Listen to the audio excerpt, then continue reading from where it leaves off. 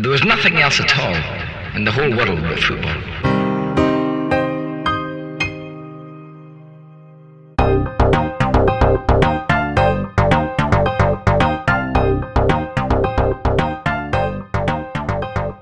Hi guys, welcome to the Triple F and welcome to another edition of League Updates, where this episode will be covering the Bundesliga. I'll start by giving you a rundown of the Bundesliga so far, then I'll be joined by one of my regular co-hosts, Matt. Just to remind you, this episode can be viewed on YouTube.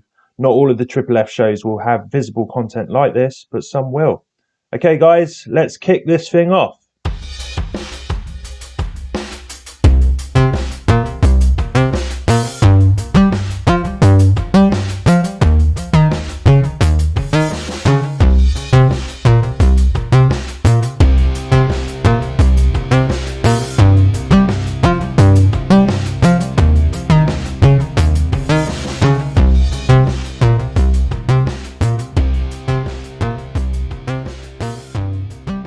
The first thing to mention is how all teams have played exactly 16 games so far, and as a man who sadly enjoys organised uniformity, it pleases me looking at a table where no games in hand are needed to be played.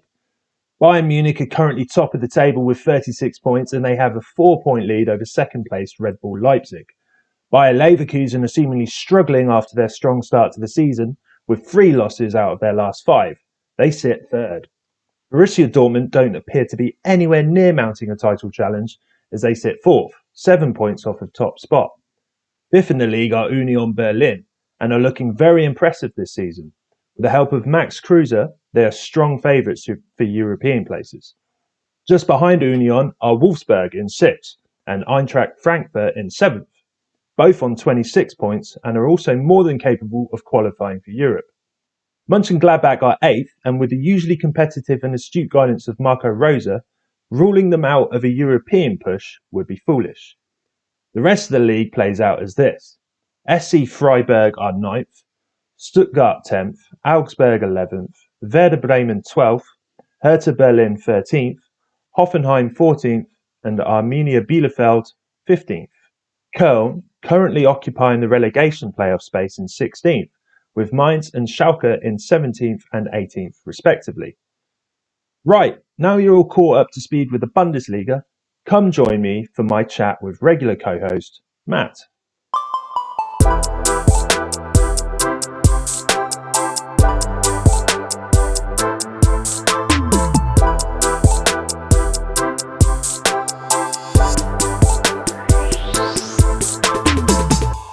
Matt lives in Harrogate in the north of England and works in the field of mental health and has done for a number of years.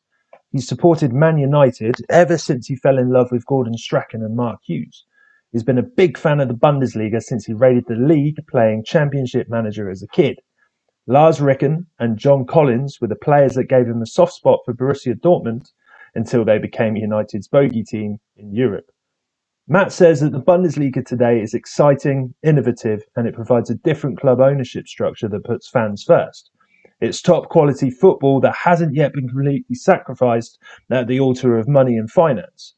Times are changing, but there's hope when the fans own the majority of shares for most of the clubs in the league. It saw him through the early part of last year when football was a rarity on screen, and it has rekindled his love for the Bundesliga that hasn't slowed down. With Bayern wobbling and others challenging, it is likely to be one of the most exciting run-ins of any of the top leagues on the continent.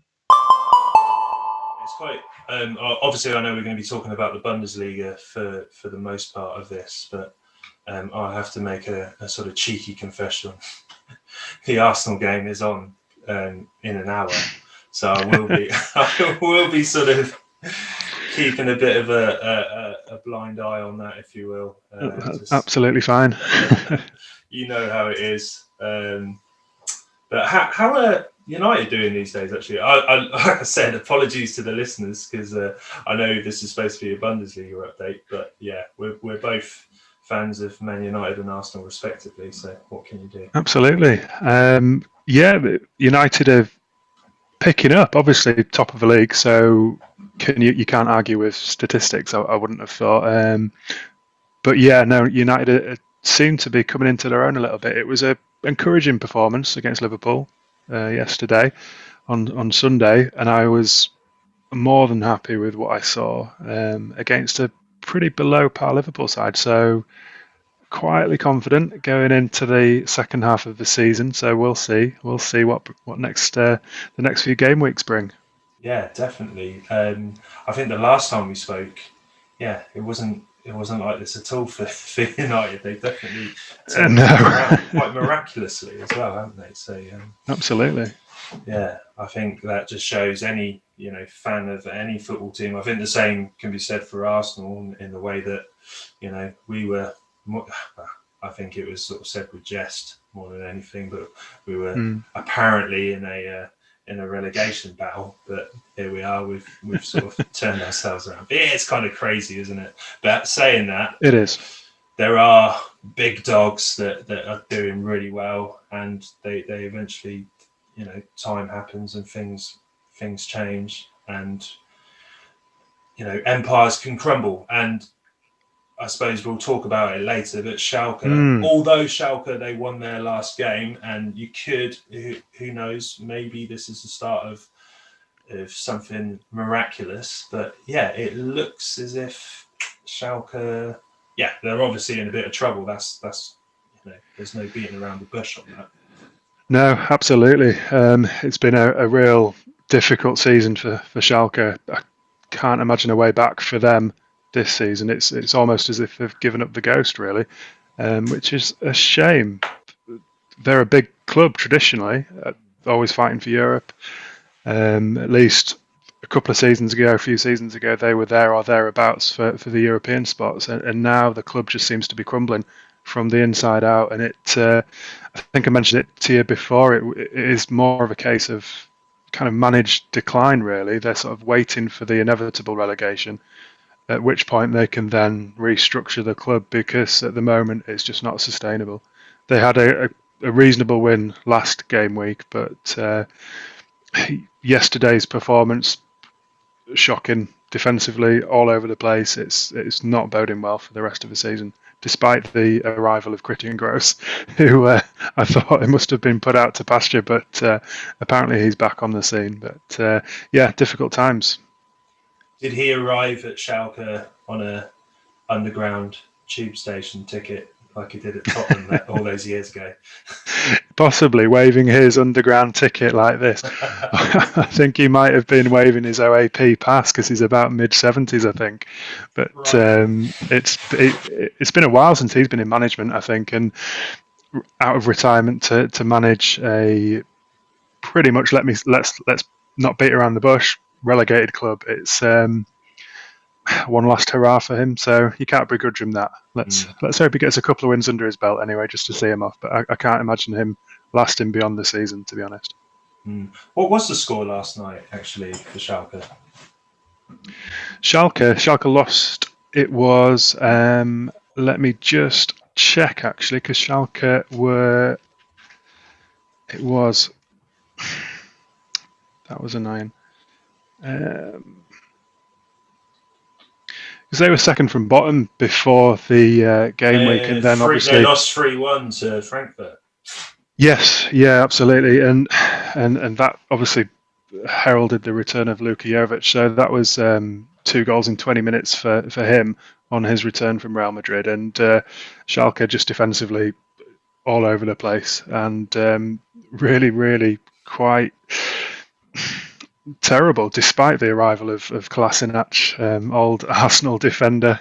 You'll know more about him than I will, but really poor performance. Wow, yeah. I mean, the thing with Kolasinac, he showed a lot of promise when he first sort of turned up at Arsenal, but I think he's pretty one-dimensional in terms of his play. He's very good at sort of getting up and down and working like a sort of steam engine, if you will, but in terms of sort of end product, he really, really doesn't have much. He's obviously a fighter, as I'm pretty Absolutely. Sure we've all seen with his Mesut Ozil bodyguard antics. But in terms of footballing brain, I think we've definitely got an upgrade in Kieran Tierney. But all the best for Kolasinac, obviously, and Schalke.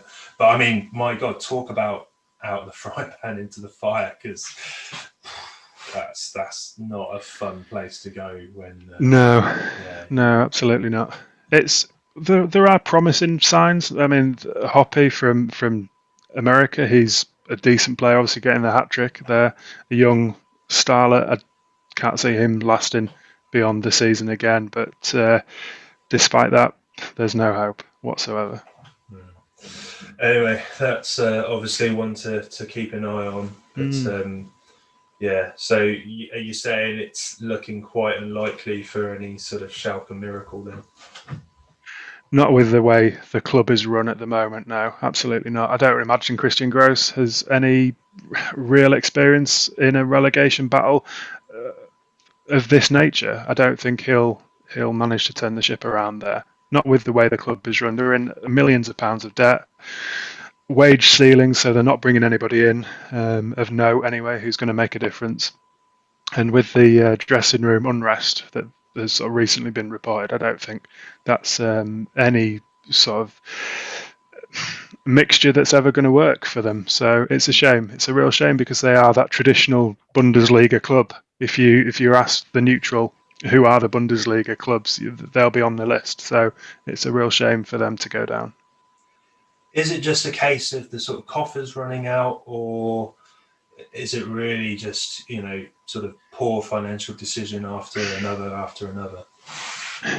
Yeah, it really is, because it's been a steep drop. I think nigh on 10 years ago, I think it was, they were in a quite comfortable financial position.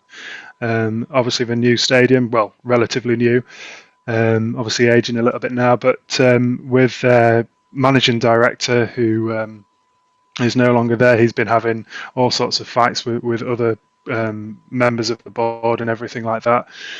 It's ended up with a couple of £100 million worth of debt. They've had to be bailed out by the German banks and government this coronavirus pandemic. And yeah, like I say, with the wage ceiling that they've got of €2.5 million, I think it is, that's not enough to attract the best talent, and that's not enough to attract anybody who's going to have any sort of impact. And just behind the scenes, it's a mess. It's quite simply because they are traditionally a sort of people's club, if you know what I mean. So they have that close relationship with their fan base. And at the start of the pandemic, they sacked all their low-wage employees. They refused to honour any kind of refund for the season tickets. So that's really put them in negative sort of well-wishing from fans, and it's been a real shame for that, because they could have utilised that sort of fan base to good effect, and now that's going to be sort of slowly slipping away, especially if they get relegated as well.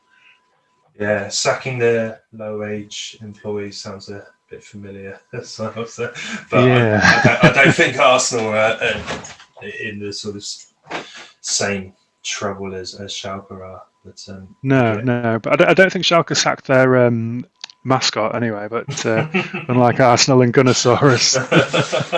yeah. That's the less said about that, the better. Although with Özil leaving, do you think he's going to actually honour the wage agreement that he made with Gunnosaurus? He's gone to Fenerbahce now, so is he going to still pay the wages like he agreed to? I mean, there was also a rumour that Gunnosaurus was actually Mesut Ozil as well. So I mean, you never know. He had to do something. Yeah, exactly. Yeah, he was sort of gathering dust on the bench, really. Well, he wasn't even on the bench. That's the thing. Let's get into the sort of nitty-gritty of the Bundesliga then, Matt. Is this another case of Bayern sort of winding up the Bayern locomotive, if you will, and are they beginning to pull away with it as they always do? Or can fantasists like myself expect more competition for the title? I think if you'd have asked that question a month ago, maybe 2 months ago, it would have been different. I think it looked a little bit like there was some competition in the Bundesliga at the top of the division. Now it's looking a little bit unlikely. It seems that Bayern are, as is usual, they're running away with it. And after this last game week, it seems more evident than ever before, because the chasing pack, there's about 5 or 6 clubs there around about the same sort of points, separated by about, I think, 3 points or so. They've dropped points, they've drawn with each other, they've lost games, they're not keeping up that chase. So it's not that Bayern are doing anything spectacular, because they're clearly not. They're, I think, one of the worst goals conceded in the entire league. But it's that chasing pack. They're just not capitalising on Bayern's weakness, which is, if ever there was a season for them to do that, it would be now, and it's a shame, really. But at the same time, you can't blame Bayern with that goal record as well. They're scoring goals, but they're also conceding it. So they seem to be doing the job, and I don't see anybody chasing them and catching up. Yeah, and it's one of those things, because I know, and I've spoken to a lot of Bundesliga fans, and I think football fans in general are obviously coming quite disenfranchised with how football's been played. Obviously, with the zero fans in the stadiums at the moment, and that's the case all over the world. And whether you like it or not, you can't avoid the fact that it's just not the same product as what we used to. Yeah.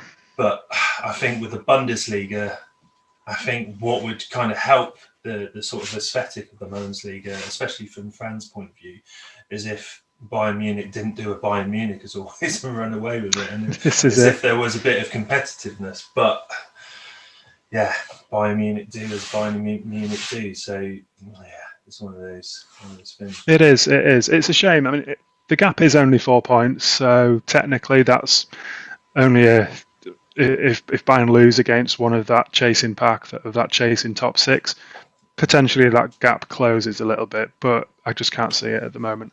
I really can't. 4 points is probably too much at the moment for them to mount any kind of credible title challenge, I think. And with the form that Lewandowski's in at the moment, unless he gets injured, there's no chance. And the thing is, as well, like I was saying, if sort of Munich go and win the title, that's not going to make a lot of sort of Bundesliga fans happy. I don't think it's going to make many Bundesliga fans happy if Leipzig win. So, yeah, it's not looking great, really, in terms of the It's one of those things, isn't it? I think, yes.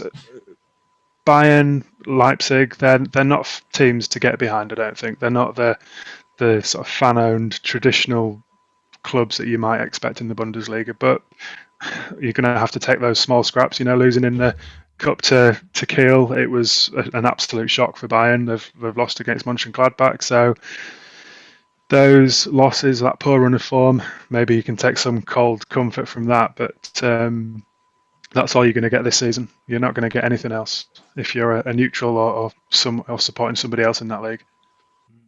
Can you talk to me about the loss against Kiel for Bayern? Because I didn't know too much about it, but apart from that, I'd sort of read and heard everywhere that Bayern had lost to, I think, were they in the 3rd tier of German football?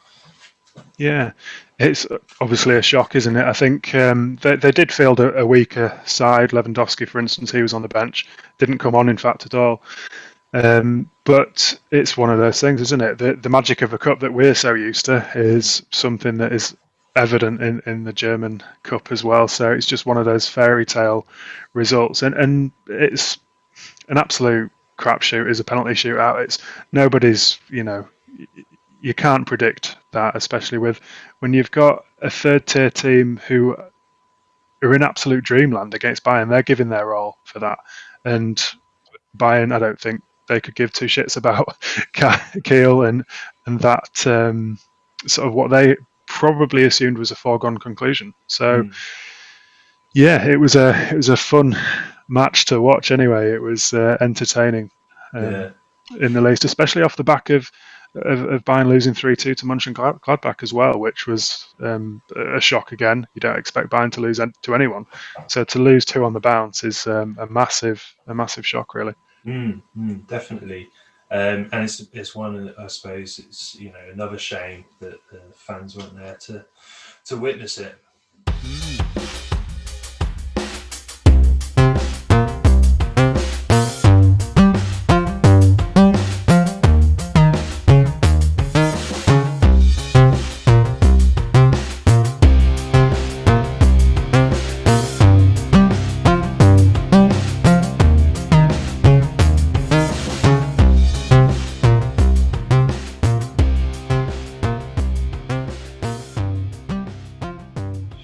So surely the complacency on part of these big teams in Europe will be capitalised upon at some point, or is it too soon to say?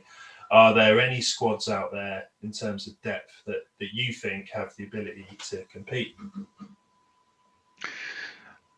The ability to compete in the sense that they traditionally wouldn't, or how do you mean? With the likes of sort of Dortmund and RB Leipzig, they're not.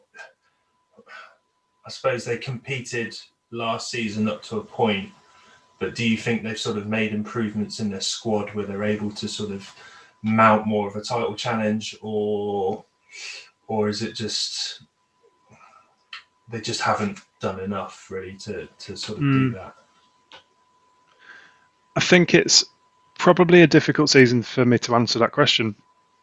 I think if we fast forward a couple of seasons, maybe when everything does calm down, or the previous season perhaps, I think it's this one is a bit of an anomaly really, because the strength and depth for a lot of these clubs, it's going to be removed purely because of COVID. COVID is going to sort of wipe out the majority of teams for some parts of the season. So it's really difficult for me to answer that, really, Simon. I think potentially Dortmund, maybe. They're bringing in Bellingham, Haaland's back.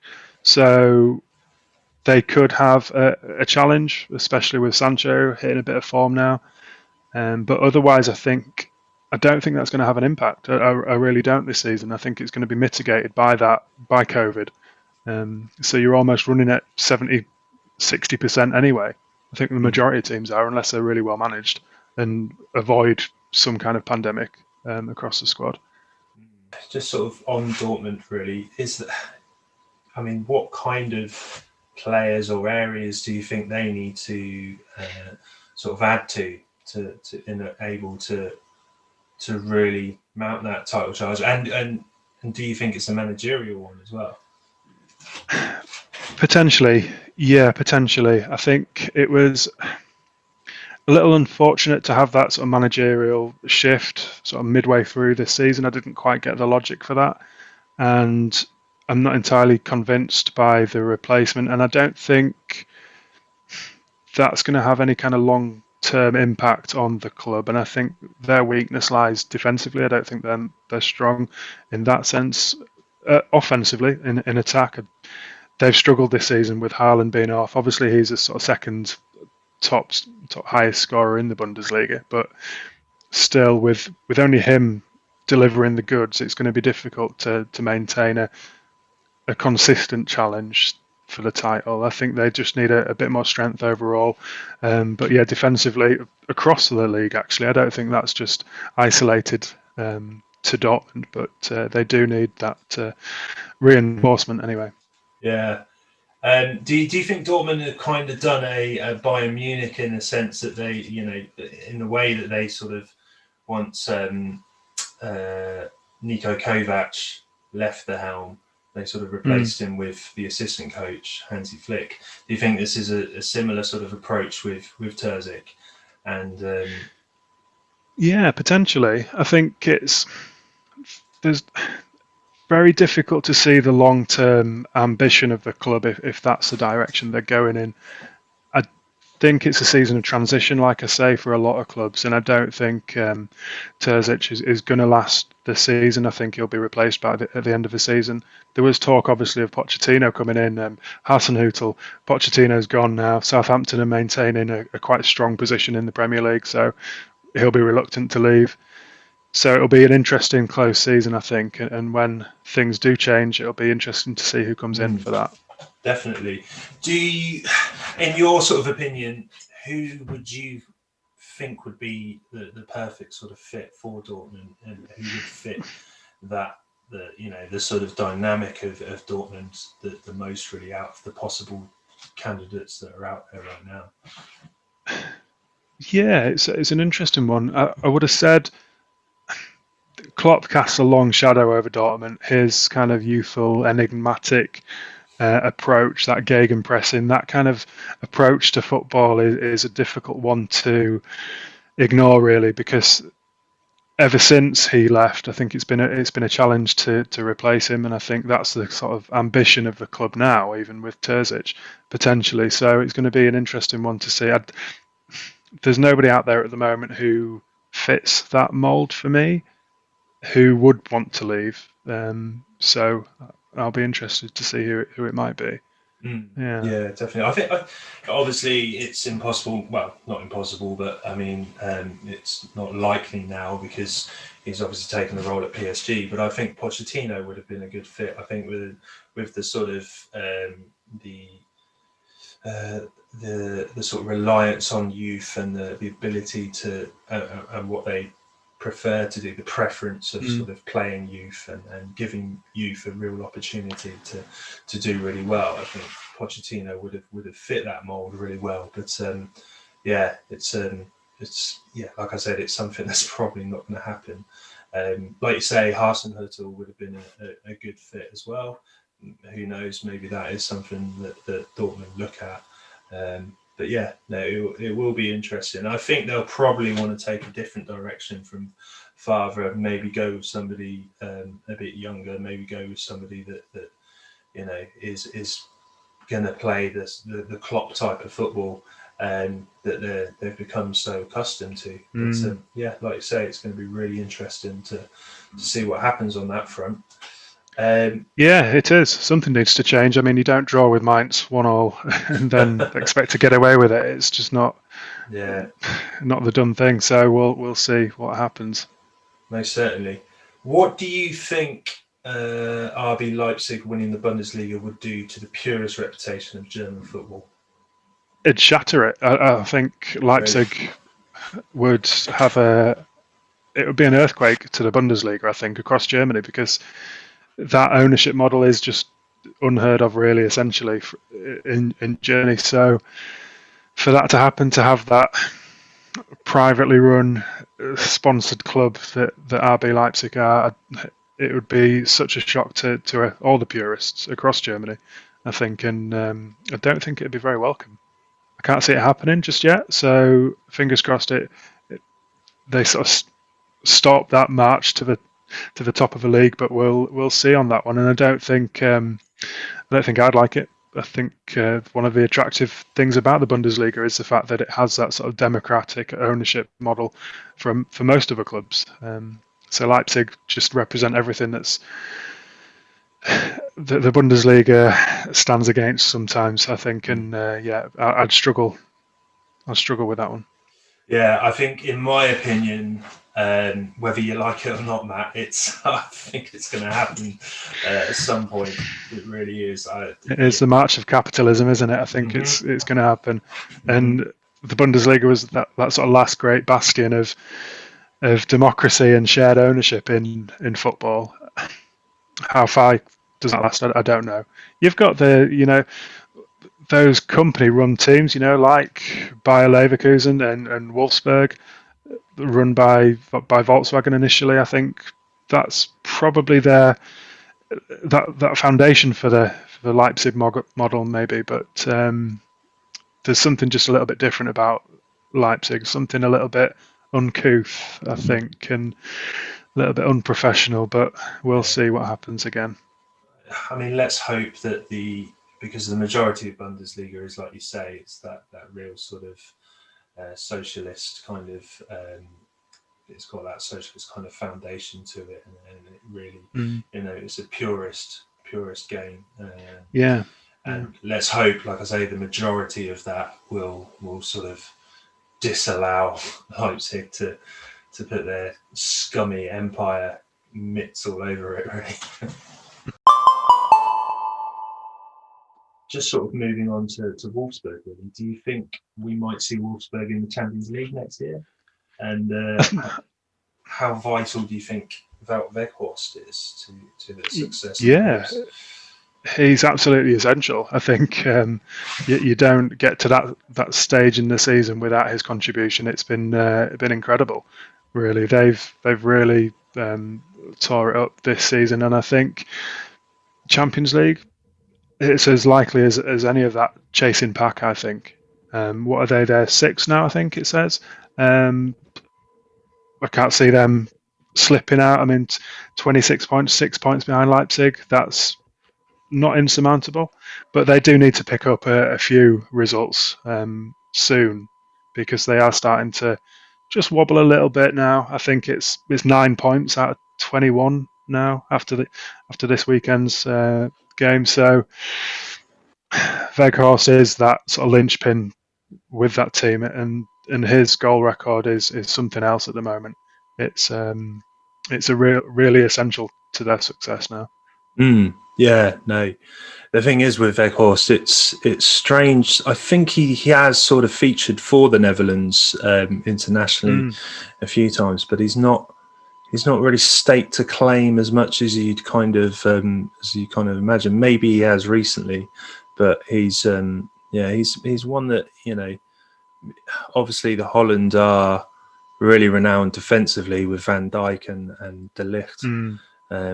They've got some fantastic talent in that area, but in terms of a forward, you can't really go wrong with somebody like Weghorst.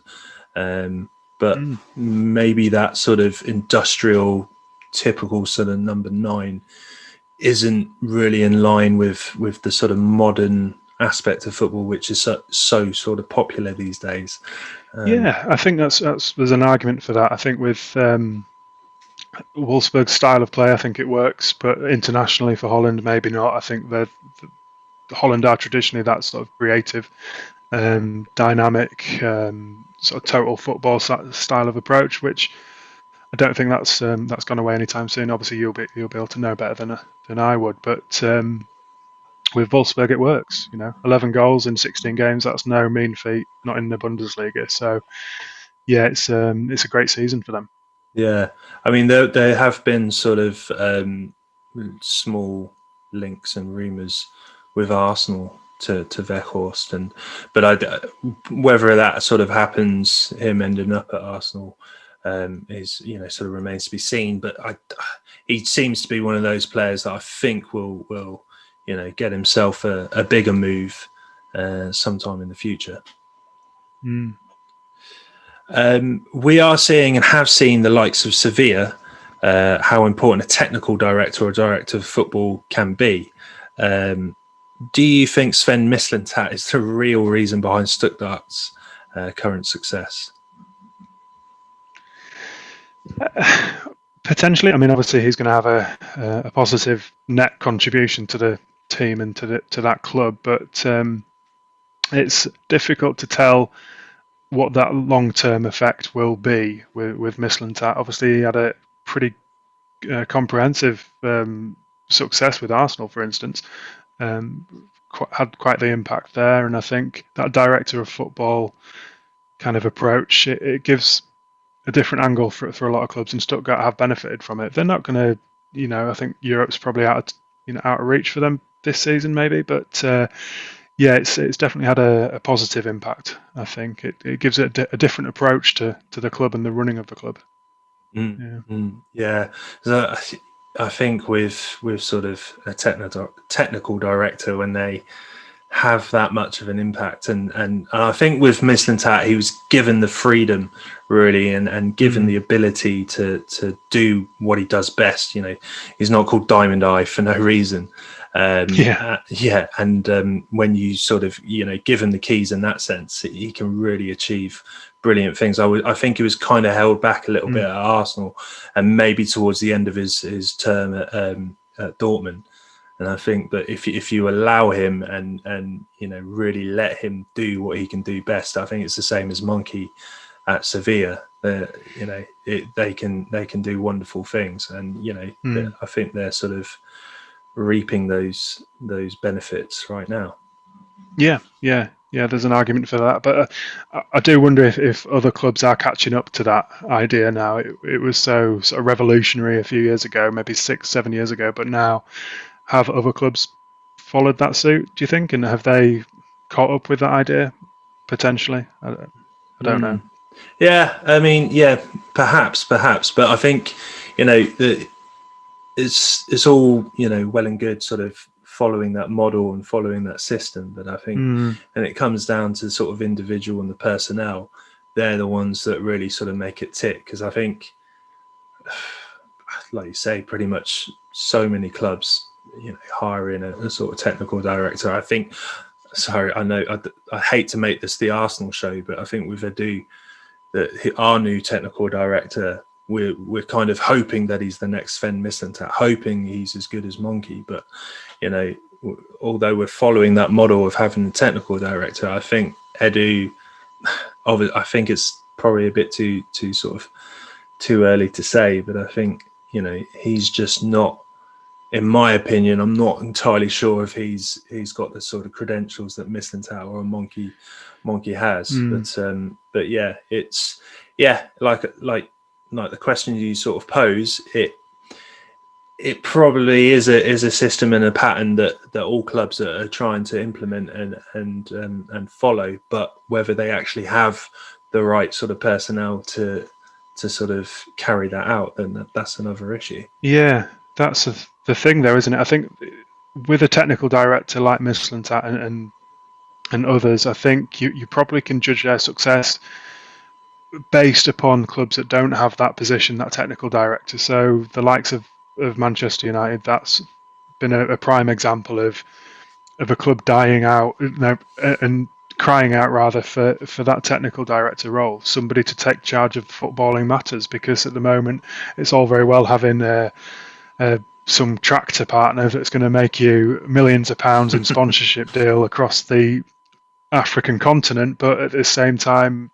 that doesn't produce results on the pitch. So somebody with that expertise was sorely missed at Manchester United and is currently. I can't see that recruitment changing anytime soon. It's been relatively lackluster in that club. So potentially I think that shows you precisely what they bring to the club, that role. Yeah. An effective technical director like that is absolutely essential. Having said that, I mean, I know we sort of spoke about it previously, and we sort of touched on it earlier in the pod with United having that sort of lack of technical director. I think it was always something that was labelled at them as being such a big issue for their struggles, but they seem to be doing okay. So maybe the sort of technical director thing is overrated, perhaps. Potentially, but how sustainable their position is at the top of the league, is it a bit of a false position potentially? I think with the rest of the Premier League especially, is everybody's suffering, and it's not a true representation. I don't think at the moment. It's difficult for me to sort of say, right, this is going to be the position at the end of the season, because I don't necessarily think that's going to be the case. So to make any sort of judgment following the positions of the league at the moment is difficult in the Premier League. It's kind of a false representation, like I say. So you're not listening to Gary Neville then when he says get carried away? There's no harm in getting carried away as a United fan. You've got to cling on to every hope that you do have, I think. And hell, this season is, it's one of those years, one of those sort of few months where any good news is good news. So why not get carried away? It's certainly something to shout about. It's been 10 years since we've been at the top of the league. So it's been a good couple of weeks anyway, as a United fan. Anyway. I'll make another admission, because I don't know whether it's the sort of rebel in me, but I've always sort of been opposed to Man United, and I never enjoyed the Ferguson era, and never enjoyed it was the reign of the empire. It was never something I was too keen on. But I kind of, that sort of kid in me is hoping that United don't win the title. But because you're a good friend of mine, I'll be cheering them on for well, not cheering them on. I wouldn't go that far, but I'll be, secretly hoping for your sake that they can do you proud, I suppose. We'll see. But it's going to be difficult to see if they're going to be top of the league by the end of the season. It's only a couple of points in it, so it's too early to say. Yeah. Are there any other sort of talking points of the Bundesliga that you'd like to address? Is there anything that you can think of? Yeah, I mean, I thought Frankfurt were a great value this weekend, especially with Luka Jovic coming back from Real Madrid. That's been the story of the weekend for me. I think 2 goals in 20-something minutes is quite the achievement, considering he scored that in a year and a half in Real Madrid's team. So either Zidane was getting something terribly wrong with him, or he was just that slightly too much of a rebel that Zidane doesn't like in that squad for him to make any kind of lasting kind of impact for Madrid. So to see him come and score 2 goals for them over the weekend was good. Admittedly, it's a poor Schalke side, so that doesn't really tell you much. But they were nicely taken goals, and I'll be really keen to see what he brings for the rest of the season for them. Really keen, because they could mount a bit more of a challenge than they already are. So we'll see on that one. Yeah, he's obviously a key player, and it's sad to see that he didn't really set things alight over in Real Madrid, because that was something that I looked at and I thought that was kind of a decent fit. It was a good fit, but sometimes players and clubs, they just don't gel, and but then they can go off to another team and it will work perfectly well. Yeah, I think Madrid are a funny club, really. You look at the cases of Bale, for instance. He's had one of the biggest impacts in the club's history with that goal in the Champions League final, one of the best goals ever in European Cup final history. Yet he's viewed with such disdain by the Madrid fans, and Zidane really didn't quite gel with him, obviously, and we'll see if he goes back. I don't think he will. Madrid are that quite selfish club in that they don't necessarily treat their players as part of the team. It's very individualistic, I think. There was a documentary with Nicolas Anelka, ex-Arsenal striker who joined Madrid, and he was left to his own devices. Literally landed in Madrid and said, "There you go, get on with it," without any kind of welcome or anything. Wow. And when you've got that approach to a club and managing your players, it's difficult for those individuals like Jovic, I think, who needs that sort of arm around the shoulder. I think he went off the rails a little bit, broke a few COVID rules here and there. So he clearly wasn't in the best frame of mind. But now he's come back to Germany, I think he might have that impact now. Yeah, especially in a more cohesive team where he's got his friends around him. So we'll see.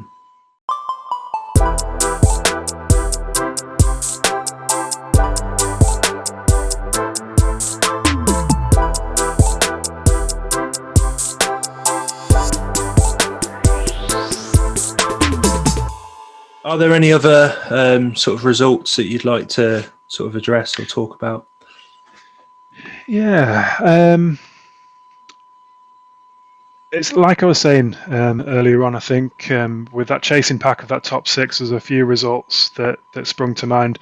Leverkusen drawing to Union Berlin. That's a tough result for them to take as well. I mean, these are the type of results they need to be winning in order to mount a challenge, I think. And with that chasing pack, like I say, losing points on the road, it's going to be difficult for them to mount any kind of challenge to Bayern. So it's a good couple of weeks coming up as well. So we'll know more with that match day 17. I think with Dortmund going to Leverkusen as well. That's a top 6 or European place kind of matchup. So that's a 6-pointer definitely. And Union Berlin hosted by Leipzig as well, so that top 6 is going to change a little bit next in midweek. So we'll look forward to that one. Definitely. I think it's interesting that Peter Bosz, I think probably a month ago now, when Leverkusen were flying pretty much and they were at the top of the league, and he said that, instead of lighting up a big cigar, or light up a little cigar. But it's kind of that cigar's sort of blown up in his face, unfortunately. Absolutely. It's kind of one of those comedy Acme cigars, isn't it? That's blown up in his face. But reminds me a little bit of the Rafa Benitez thing. I can't remember exactly what he said, but I know he said something, and it just sort of derailed Liverpool's season, really. So their title challenging season, I think, was 2009, but I could be wrong. But yeah.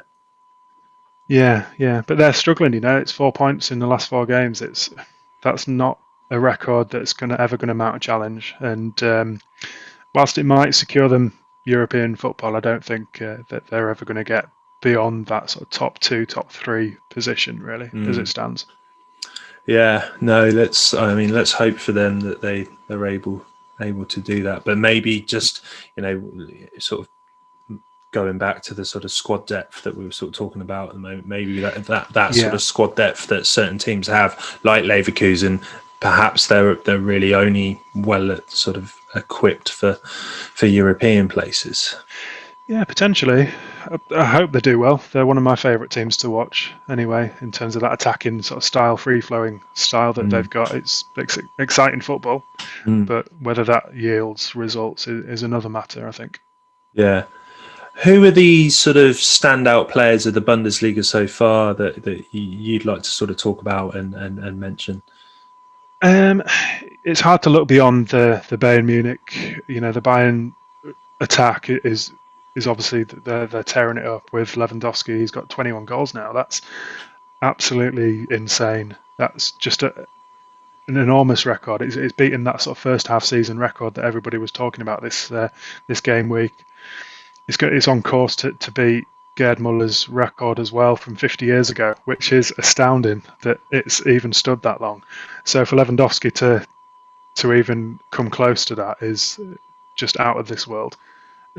He's 33, 32? I mean, he must be getting on a little bit as well. So to have that longevity, does it speak to his talent, or does it speak to the sort of porous defences that seem to be the case in the Bundesliga at the moment? I think that would probably be a little bit mean of me to suggest that, but yeah, Lewandowski's just ridiculous, absolutely ridiculous. And then he's got a supporting attack of Thomas Muller, who's selflessly he's really propping him up as well with that assist record. Sane's coming into form again. He's had a good game at the weekend. So yeah, it's hard to look beyond that, really. And again, how much of an impact is Haaland going to have? His record this season as well. He's got something like 35 goals in 35 games since his debut.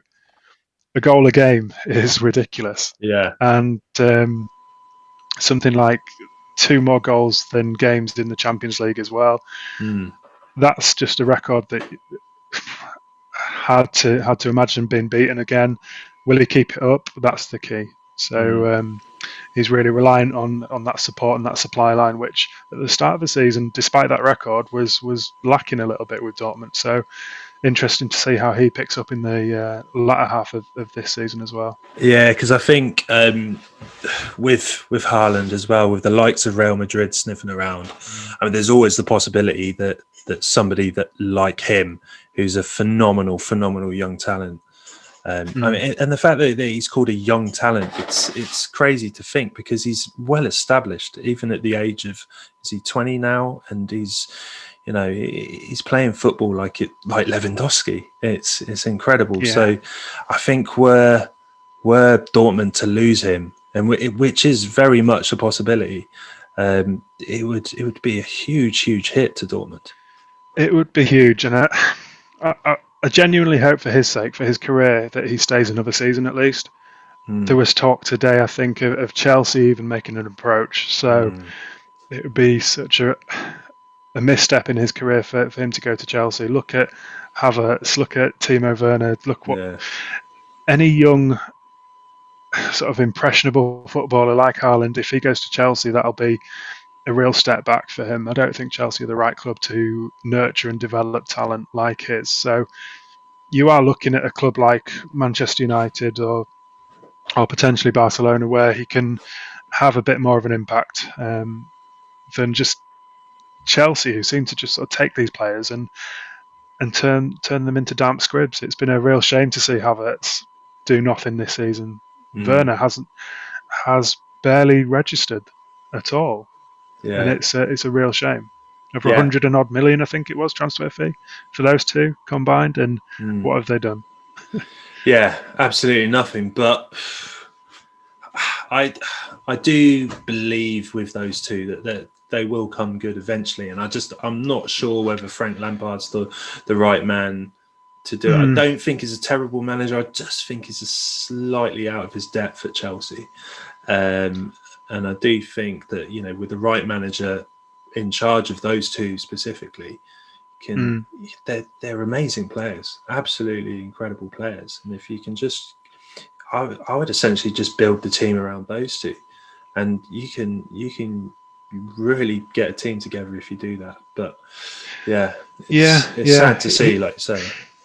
It is, and Lampard, he obviously likes Mason Mount. He's a good player. I think he's probably been the best player for Chelsea this season.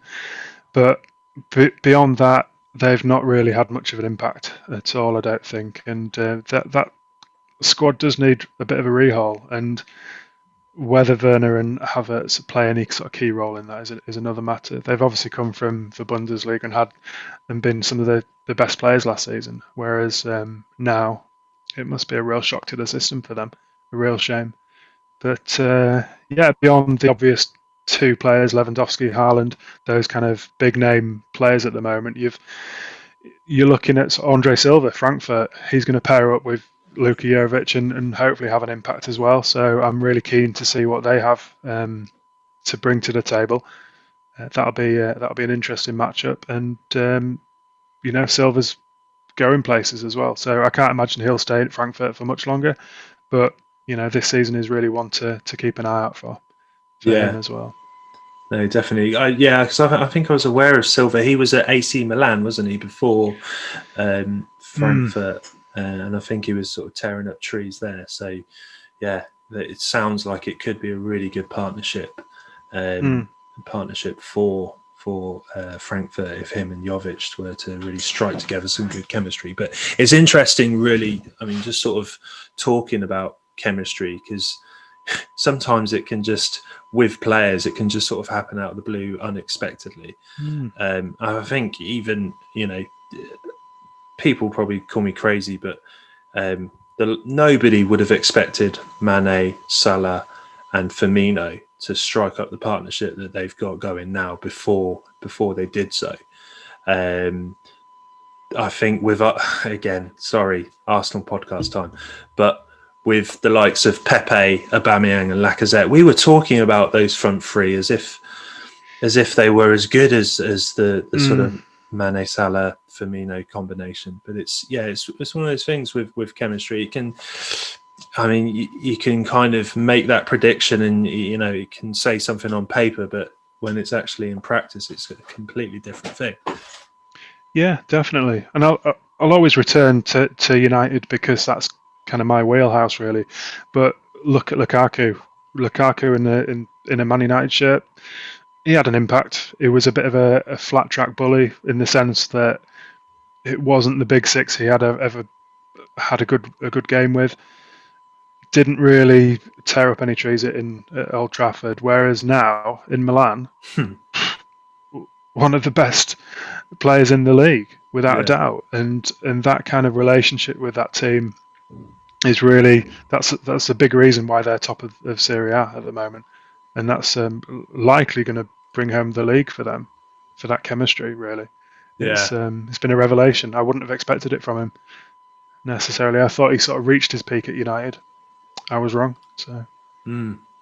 It's like I said, it's just one of those things where if the glove fits, then it's good to see. But yeah, there are certain players that just need that right sort of chemistry, and maybe it's sort of going back to what you said about Real Madrid and these sort of capitalist teams, and maybe that's why Havertz and Werner are struggling so much at Chelsea, is because, you know, if you don't put an arm around them, or if they're in a sort of environment that's more individualistic, like you say, then you know that's not really going to help you to sort of get off the ground running. But potentially. But they're good players, you know. Talent will out. It'll always be there. Whether or not that's the right fit for them is another matter. So it's going to be an interesting season for them, I think. Yeah, definitely. Yeah. Well, I certainly hope talent outs for Nicolas Pepe, because it's about time, really. It's about time. Nicolas Pepe, he was a second choice behind Wilfried Zaha, wasn't he? Apparently, that came out at the weekend. Yeah. Well, it was pretty much something that was muted as soon as we signed Pepe, because I think I remember the transfer links that we were sort of going after Zaha and Pepe at the same time, and we obviously decided to go for Pepe, but I see the talent there, and I was incredibly excited when we bought him. I did think we'd got ourselves a player. It's just he's so left-footed. Just that one left foot, just especially in the Premier League, it's just not enough. You need to bring something else. And the fact that he played very counter-attacking football at Lille, that's not what we do at Arsenal. We're a possession-based team that, you know, tries to play like the Man City way, essentially. I think we're a bit more sort of defensively robust than that, but yeah, it's just not the right fit for Pepe. It can't be. I think, mind you, Arsenal, is that a proving ground? Is that really the club for him? Is he really going to prove his worth at Arsenal? It's difficult. There's nobody there that, apart from Lacazette in the last few games. Aubameyang's well off the boil. You know, you've got no one there to assist, really. No, it's a bit of a rebuilding process for Arsenal at the moment as well, because I think in the summer, obviously, I'm sure everybody's aware, and it's, you know, it's kind of apt to talk about Mesut Ozil on the Bundesliga podcast, but he's obviously on his way out. We are pretty much close to getting Socrates out the door. Who's the other one? Torreira might go back out on loan. We're going to be, and especially in the summer, we're going to be getting rid of a ton of players. Mustafi's going to be gone. There's going to be a lot of players that are going to leave, and you know, we're going to need to replace them. And you know, I think we've been linked to a lot of players, but if we sort of follow the model that we have been doing over the past couple of seasons, where we're bringing in younger sort of players like Pepe, who we were projected that he would, you know, make a big impact, and he's of a decent age as well. And I think we've got a lot of other players of that age as well that, you know, can come and they've got a big ceiling and they've got a lot of room to develop. So I think I believe under Arteta, I wasn't too sure. I had a lot of questions about his reign, a couple of weeks, a month ago, but he seems to turn things around at the moment, and I think under Arteta, with the right tools at hand, I believe we'll do okay. Yeah, hopefully. I mean, Arsenal are a big club. You don't want to see them suffer, to be honest. It's always nice to have them competing up and around the top of the league. So. Yeah. They've fallen out of that top six. It would be a shame for them not to regain their position, because Spurs have clearly taken over that North London sort of Premier club. You know, don't say it, Matt. Don't say it, Matt. There's an argument there, isn't there? I think they're definitely a top six club now, as Spurs. Yeah. So, North London is red. Really. Like, don't make me say it. North London is red and always will be.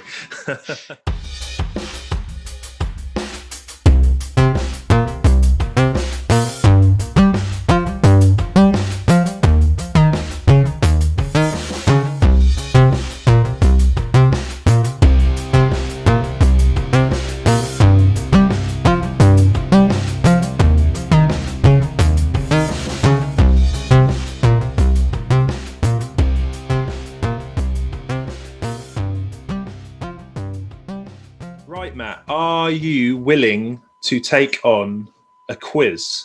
It's a free question quiz. It's just a little bit of fun. I've made the questions fairly, straightforward. So Right. it's not too difficult, but it's just a little bit of fun. And I think you'll be absolutely fine.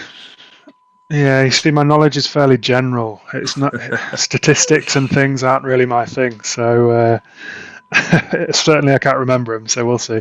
Yeah, this is less sort of statistic based. I haven't asked you for any sort of goal amounts or any statistical amounts or anything like that. It's more or less pretty straightforward answers that I'm looking for here. This was not mentioned in my notes. My notes are made for this. I think it just adds to the the spark of the podcast, shall we say? The drama. Yeah, you can sue me afterwards for Come on then, hit me. Okay, who am I? I was born in the land of the rising sun, and I have 2 Bundesliga and 1 Premier League winners' medals. Man United and Dortmund are the teams he won those medals for. Who is it? It is. Oh, this is my weakness. Remembering players based on this. Came to United for a season. Mm-hmm. Was at Dortmund. Did really well. Went back to Dortmund. I can see him. I can literally see the face. Put me out of my misery.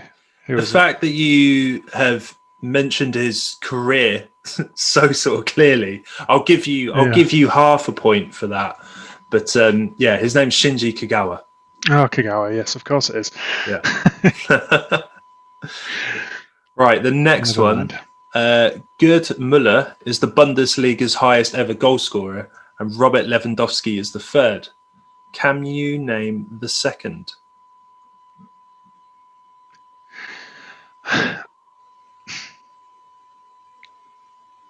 No. Okay. To be fair, this is a tricky one. Because I was looking at Lewandowski's goal record in advance of this podcast, and he was something like 6 shy last season. He almost did it last season as well. No, I can't imagine who the second would be, actually, off the top of my head. Yeah, I've never heard of him. His name's Klaus Fischer. Never heard of the guy. But I've heard the name, but it was a good few years ago now. But he didn't necessarily have much of an international career, I don't think. No, I could be wrong there. Yeah, it's some time ago. He's in his 70s now, so it would be a long time ago. I'm not entirely sure who those teams are for that he got up to second highest goal scorer. But the fact that Lewandowski is third is crazy, really. Klaus Fischer was in the 1980s, wasn't he? I think so.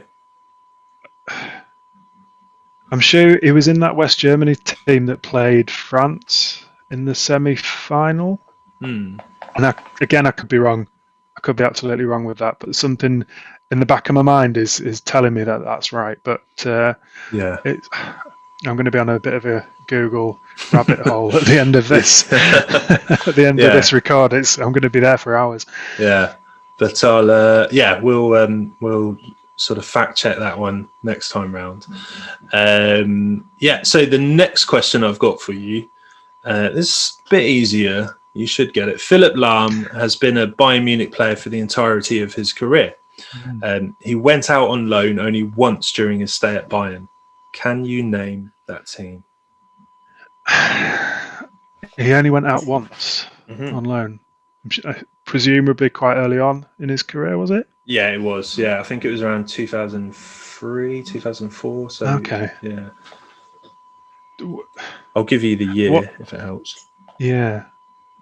Was it domestic? Did he go out on loan in Germany? Or was I'll give you another clue. I'll give you a clue. They are currently in the Bundesliga right now. And he went out on loan in 2003 to 2005. So there's a couple of seasons. I can't remember. I'll hazard a guess. I'll give you another one. They play in white. Yeah. White. The home kit is white.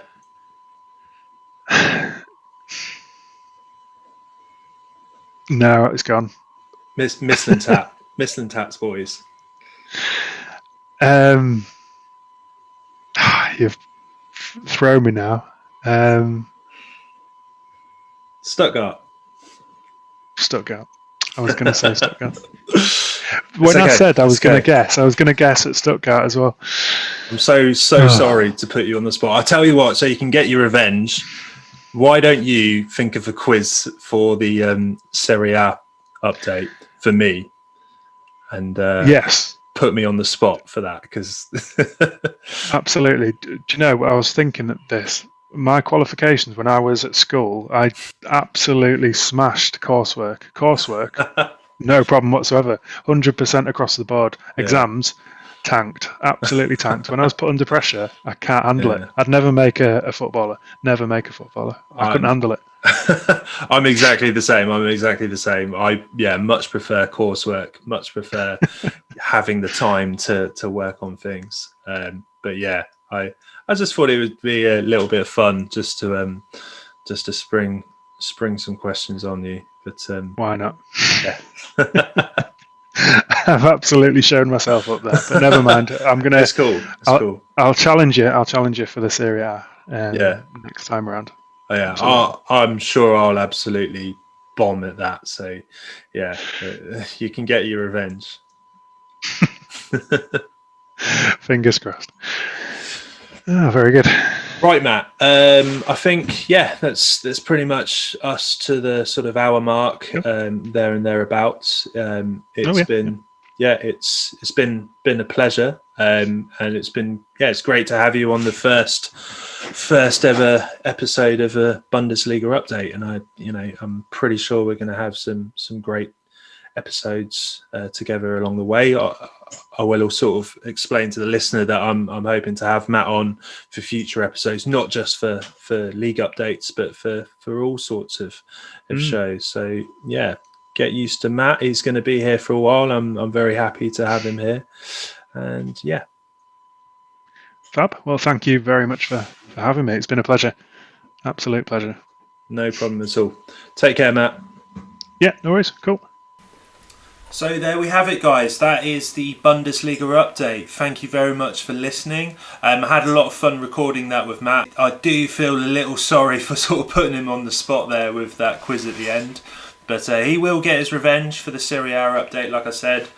But what can you do? Yeah, hope you guys enjoy so far. Hope you guys have enjoyed the Triple F content. I've really enjoyed making as many sort of shows as I have done so far. Hope you guys are able to sort of push this out as you can on Spotify, Instagram, Twitter. There's all profiles on there, so if you can do that, I'd really appreciate that. We're also on YouTube as well, so yeah, really appreciate any subscriptions, likes, or anything that you can give me. That would be fantastic. So once again, thank you very much. Take care, stay safe, and goodbye. There was nothing else at all in the whole world but football.